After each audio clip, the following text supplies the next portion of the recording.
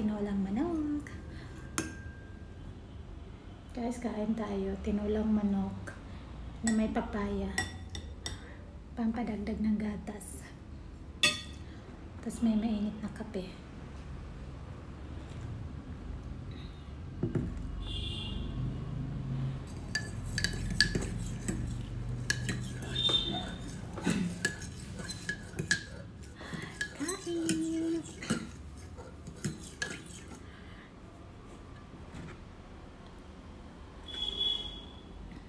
Ang tagal-tagal ko na kasi nag-crave ng tinolang manok na may papaya o di kaya chayote. Buti na lang meron ako nakitang papaya.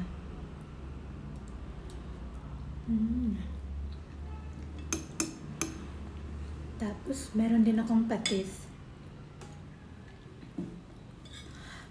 Galing pa tong Middle East yung patis ko. Puti na lang yung asawa ko nagpunta doon. Gamit ko pala is chicken thigh. Ang lambot. Sausaw natin sa patis. Na may sili. Hindi pala pechay yung gamit ko. Ang gamit ko is spinach. Kasi wala silang pechay dito. Chicken, papaya, tsaka pechay, tapos siling haba.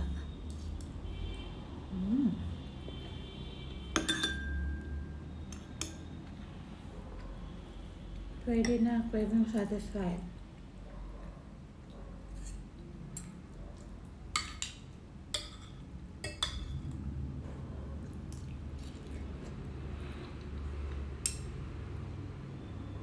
Sili, palagay natin dito.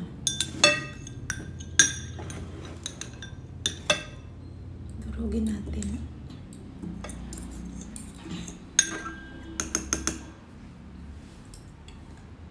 Parapat, ang sarap.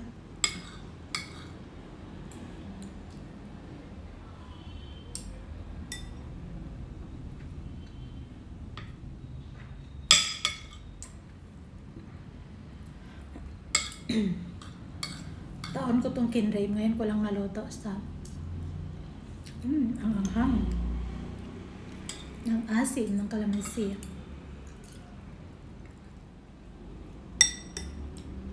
Winter na dito ngayon sa India, guys, so malamig na. Kailangan ko na ng may sabaw. Kailangan ko na ng may sabaw na ulam.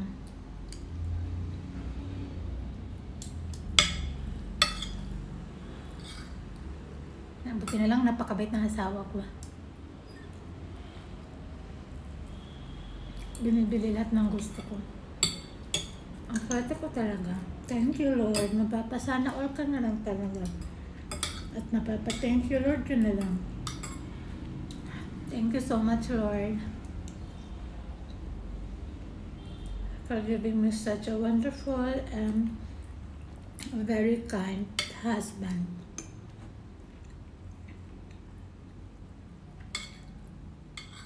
Wala talaga akong masabi. Pakabait, marunong maggawaing bahay, haluto, laba, hugas plato.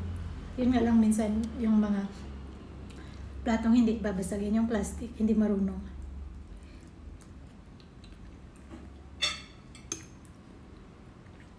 Hand wash kasi ako. Sila kasi sanay sa machine.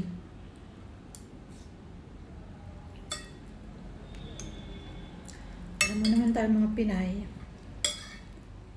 Gusto ko hand wash ko sa machine. Feeling ko hindi kasi nalilinis ng maayos pag sa yung sa dishwasher. Hindi mo nakikita.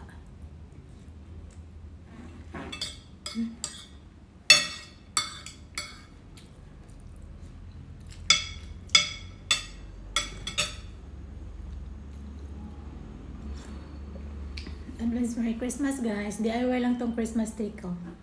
Hulaan niyo kung anong gamit kong stand. Less than 1,000 rupees lang yan. Magkano yan sa Pinas? First time kong maggawa ng Christmas tree.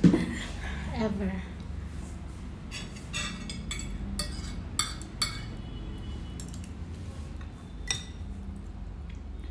Kasi dati, tuwing Christmas, lagi ako nasa trabaho, nag-boarding house lang, hindi nakaka-uwi. Last year kasi buntis ako, so hindi ako nagawa. Sabi ko sa baby ko, pag nandito ka na, nagawa tayo ng Christmas Day. Yeah. Matupad rin. Tuwang-tuwa naman siya, pinakita ko sa kanya yung Christmas tree na gawa ko.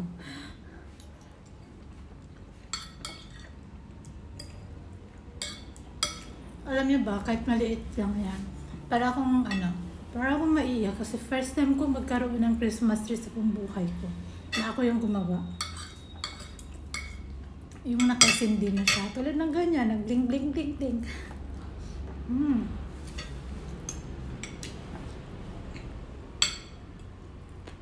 Nakikita ko lang sa mga SM, yung mga malalaking Christmas tree. Sunday. Sana makagawa ko ng ganyan sa sarili kong bahay. Ito na nga.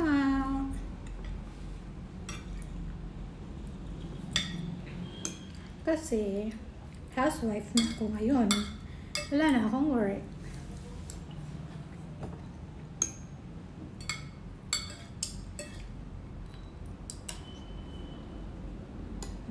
Sarap.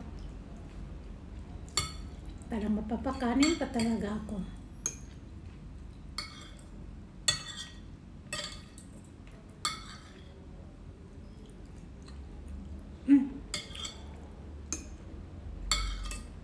Makain ko yung sili.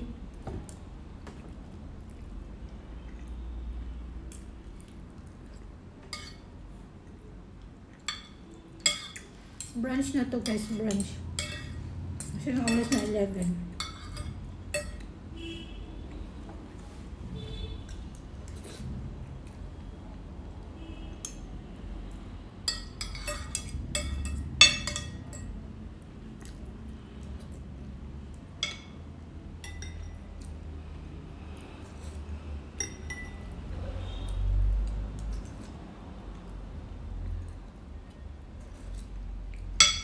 Shit, ang hanghang. Nakain ko yung siling haba.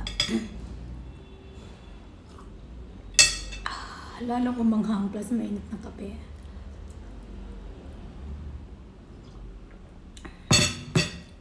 Yan guys, I'm done. Thank you. Sana kayo magluto rin ng tinulang manok na may kapayas or papaya. Sa Bisaya, kapayas kasi. See ya!